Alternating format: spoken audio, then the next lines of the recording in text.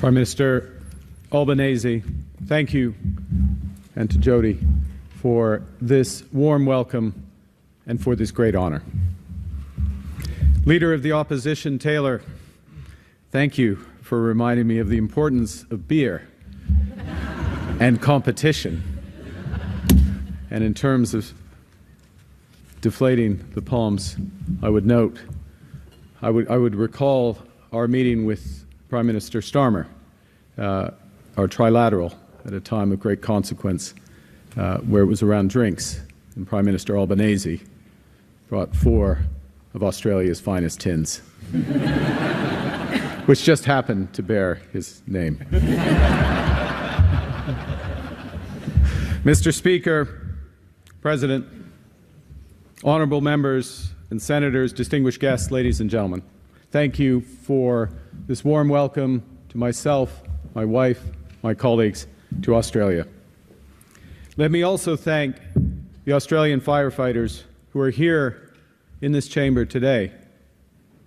They came to my home province of Alberta when we faced record wildfires last summer, as is all too common. But what is also common is that action, that heroism is just as Australian firefighters have done for Canadians over the years. And this is just one of the many testaments to the profound and practical friendship between our two nations. Friends, it is a distinct honor and privilege to address this Parliament, one of the world's great chambers of democracy, and a testament, as both previous speakers indicated, to our shared Commonwealth heritage. Allow me a few words in Canada's other official language.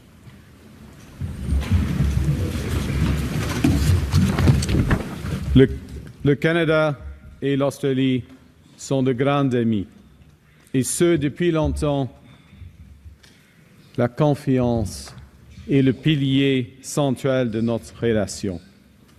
Lorsque le Canada et l'Australie agissent de concert, nous faisons une grande différence. Et en cette période de rupture, notre collaboration est encore plus stratégique. Nous pouvons chacun renforcer notre souveraineté et ainsi produire des résultats concrets pour nos citoyens et citoyennes, de même que pour nos économies. Mr. Speaker, the last time a Canadian Prime Minister stood here, it was a different era with different challenges. 2007, the eve of the global financial crisis, a crisis through which Australia and Canada sailed. We sailed through that storm because of the soundness of our banks, the probity of our public finances, and the resourcefulness of our people. And while much has changed since then, these qualities endure, as does the friendship between our nations. Although we could not be further physically apart, Canada and Australia are strategic cousins.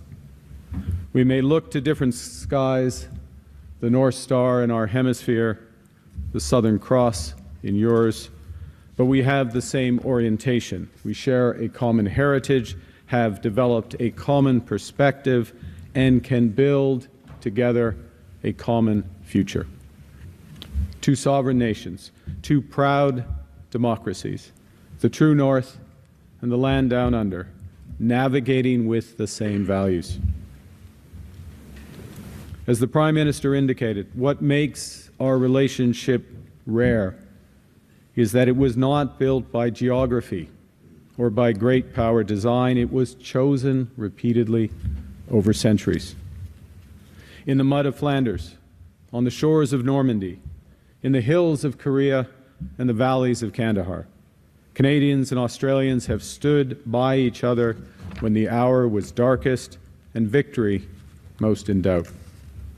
And we have done so because we believe that people everywhere deserve to live freely, to govern themselves and determine their own futures, and that these values are worth defending even at great cost. Together, we helped to build the post-war international system, to draft the UN Charter, and to create a global economic order that brought prosperity to our peoples. We helped write its rules from Basel to Brisbane. We were at the table when the G20 was formed, when the Trans-Pacific Partnership was negotiated, and when the standards governing trade, finance, and security were all set. Yes, that system was imperfect, but it functioned, keeping sea lanes open, resolving disputes, growing trade and investment, and narrowing the gaps between rich and poor across the world. With that global architecture now breaking down from consecutive crises, I've come to Australia at your invitation to reaffirm our alliance and to suggest where it can go next. Because it's my fundamental belief, as a result of optimism I've picked up from people from this great country, that from this rupture we can build something better, more prosperous, more resilient, and more just. It's often observed that we have much in common: the Westminster system, federalism, common law, the Crown. Yet the foundations of our relationship go much deeper. We intuitively understand how each other's systems work, how power is constrained, how our institutions function, and the values that underpin them. This is the product of decades, centuries of parallel development, common inheritance, and continuous exchange between our peoples. It's not something that can be replicated by a treaty or sustained by rhetoric. On this common foundation, we have built civic nations, societies held together not by blood or soil, not by a single faith or culture, but by something more demanding and durable: a shared commitment to live together, to accommodate our differences, and to pursue the common good. Canada's founding insight was that unity does not require uniformity, that we can share a country without conforming to a single identity, that our differences, honestly acknowledged and respectfully navigated, are a source of strength. Australia arrived at the same destination by its own path. Let us remember that Australia was the first nation in the world to give women the right to vote and to stand for Parliament. Yeah. Your example has inspired the world ever since. And that act of democratic extension, choosing to widen the circle rather than guard its edges, is the fundamental instinct that drives our common civic nationalism. Our two nations were built by risk-takers, by voyageurs, by drovers, adventurers, people whose families left everything behind to start again. They crossed oceans with uncertain prospects to bet on themselves and bet on each other. And that commitment to building something together rather than resting on something inherited, is bred in the bone of our national characters. Of course, we are both nations still in the making. The important work of reconciliation with Indigenous peoples is ongoing.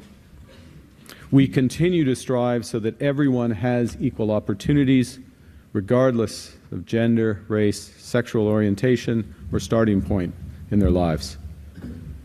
This work is not the sign of weakness, rather the product of a confidence and honesty that acknowledges when we fall short and relentlessly strives to do better. Mr. Speaker, the institutional depth we share, our friendship forged by shared values and common battles, creates a trust that is also a strategic asset. It is a source of power.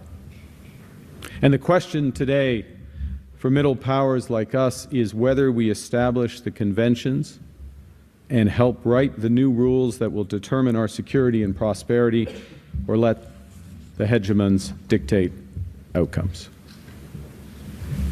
In the new global environment, the ability to form effective coalitions is becoming a central strategic capability.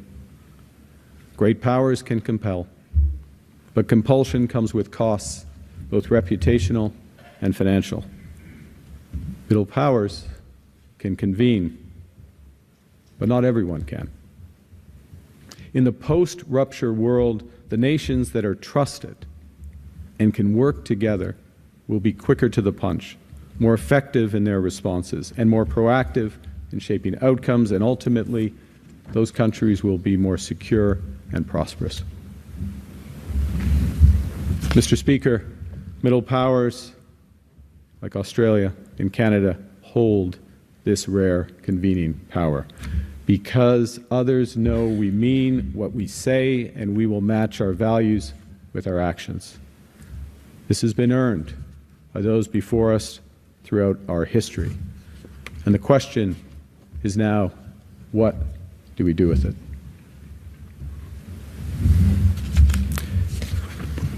Canada is choosing to create a dense web of connections to build our resilience. We've adopted a new framework for engaging the world, variable geometry, creating different coalitions for different issues based on common values and interests for those issues. This is not a retreat from multilateralism, it is its evolution. And to be clear, Canada's support for the United Nations, the Bretton Woods institutions, the multilateral system is, like Australia's, unwavering. But while we are committed to reforms of these institutions in order to better reflect today's world, we need coalitions now to address immediate challenges. And as those coalitions work, they will help demonstrate the power of multilateralism and reinvigorate it. The fact is, right now, many countries are concluding that they must develop greater strategic autonomy. And this impulse is understandable. When the rules no longer protect you, you must defend yourself. A country that can't feed itself, fuel itself, or defend itself has few options. But in the 21st century, the requirements for economic security and prosperity of our countries extend far beyond food, conventional energy, and defense, as important as these are. Today, sovereignty requires reliable access to space-based communications and storage, vaccines, semiconductors, payment systems, and capital. Because governments and businesses went for decades prioritizing efficiency over resilience. We've developed supply chains and trading relationships that create dependencies on the great powers, sometimes even individual corporations. All of these affecting essential elements of our sovereignty. And as that integration is weaponized, this creates fundamental vulnerabilities. In response, Canada's strategic imperative is to build sovereign capabilities in these critical sectors, at home and in coalition with trusted, reliable partners like Australia, to ensure that integration is never again the source of our subordination. And let me, in the spirit of the Leader of the Opposition, move from the theoretical to the practical. I'll give 5 examples of this variable geometry in practice. The first, Prime Minister, is in critical minerals. Canada and Australia are the world's 2 most reliable and like-minded mining giants. We are both committed to sustainability. We have each developed the most advanced extractive ecosystems, all the range from prospecting to engineering, logistics, and capital markets. We're blessed with abundance of foundational metals that power the batteries, the EVs, the smartphones, the AI systems of this century. Together, we produce 1/3 of global lithium, 1/3 of global uranium, 40% of iron ore. In fairness, that's largely you. Well, we'll take credit for it. And we have a combined war chest right now of $25 billion to fast-track global projects. Globally, we're 1 and 2 in the most attractive we're 1 and 2 as the most attractive mining investment jurisdictions in the world. We are the world's critical mineral superpowers. Now, in the old world, and even to a degree today, the temptation would be to see each other as competitors.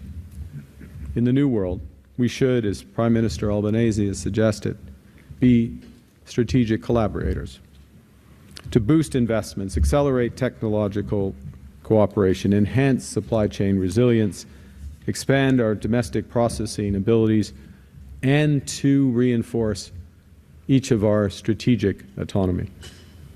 Which is why earlier today we've signed a series of new agreements on critical minerals, including with respect to the G7 Critical Minerals Alliance, an alliance Prime Minister Albanese helped to launch in Kananaskis in June.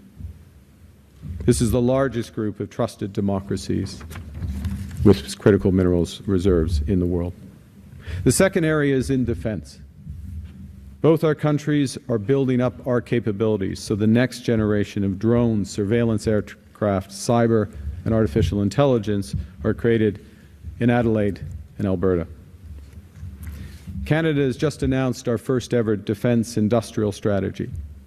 It will catalyze $500 billion of investment in our security and resilience over the course of the next decade. This creates enormous opportunities for cooperation between our countries. As the Prime Minister rightly referenced, we are already cooperating with Australia on your world-leading over-the-horizon radar, and we're actively exploring new opportunities to protect our vast territories together. Australia and Canada are core members of the Coalition of the Willing, which provides vital military and humanitarian aid to Ukraine in response to Russia's illegal, horrific war. Mr. Speaker, the outcome of this war is not in doubt, although its duration is still uncertain. And when peace comes, and it will come, the coalition, including Canada and Australia, will provide robust security guarantees to support a just and lasting peace in Ukraine and Europe. As we have seen in this war in Ukraine, satellite communications are now a fundamental requirement for security. A Canadian-based constellation of LEO satellites will launch next year, providing reliable and secure global communications. We're working with other like-minded partners who possess similar capabilities to build out a deep, resilient, sovereign system that we can all share and we can each control in our territories. Mr. Speaker, artificial intelligence is my third example. As AI begins to transform our economies and our lives, strategic autonomy will require sovereign intelligence infrastructure, including secure clouds, data, LLM models, enterprise applications. Canada can contribute here as well, in partnership. We're the #1 global destination for master's and doctoral students. We produce some of the world's most renowned AI developers and are home to the leading AI institutes and many of the startups. But we know that is not sufficient. We know we must work with others who share our values to build sovereign AI capabilities so we are not caught between the hyperscalers and the hegemons. We're partnering with like-minded nations in Europe, and we look forward to today's agreements to work more closely in partnership with Australia, and as well, building on the announcement at the APEC summit in our trilateral AI initiative with India. Fourth, On trade, our two nations are championing efforts to build a bridge between the Trans-Pacific Partnership and the European Union. Canada is already a member of both trading blocs. I hope soon you will be as well. Both of us know that the value of this is a global public good. Yes, it's market access, but it's a global public good because this is a bloc of 1.5 billion people grounded in common standards, shared values, and is capable of anchoring a new rules-based trading system even as the old one falters. To be clear, this is an ad hoc coalition, variable geometry, of middle powers that has a larger GDP than the United States, 3 times the trade flow of China, the largest combined financial balance sheets in the world, over 60 of the world's top universities, and the largest source of cultural exports globally. It might not surprise you, given my background, that my final example is capital. Over the past 2 decades, access to capital has become increasingly weaponized. And in the coming period of global volatility, our financial systems will likely be tested once again. Canada and Australia retain the advantages of sound banking systems, the most sophisticated and reliable financial infrastructure. We have the ability that others might think they have but don't. We have the ability to sustain openness to cross-border capital flows. Our pension funds and your supers constitute one of the largest pools, soon to be the largest pools of capital in the world, at present nearly $7 trillion under management.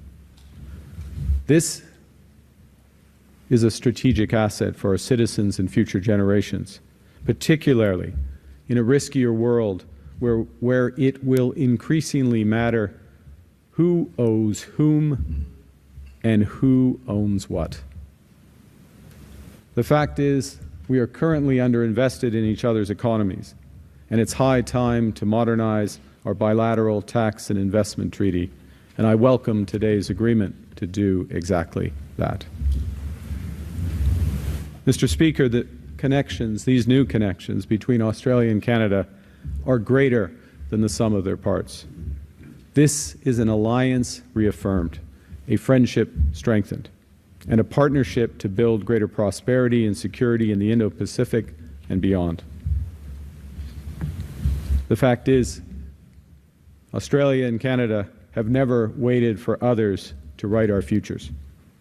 We've written it ourselves through a century of choices, standing together in the darkest hours, building the post-war order with optimism and purpose, and now helping to create what comes next. Yes, the world will always be driven by great powers, but it can also be shaped by middle powers that trust each other and act with speed and purpose. Australia and Canada have demonstrated that trust again this week. Every agreement signed, every coalition deepened, every commitment made is variable geometry in practice. And we do so because we both understand the scale of the task ahead and because we have traveled together on this road before. Canada could not have a better partner than Australia. And as one of my predecessors, Prime Minister Pierre Trudeau, said in the 70s, Australia is a self-possessed and confident nation that believes in the future of mankind. Two nations under different skies with the same orientation, a friendship built over a century that is ready to build the century that awaits. Thank you very much for this honor. Thank you, Mr. Speaker.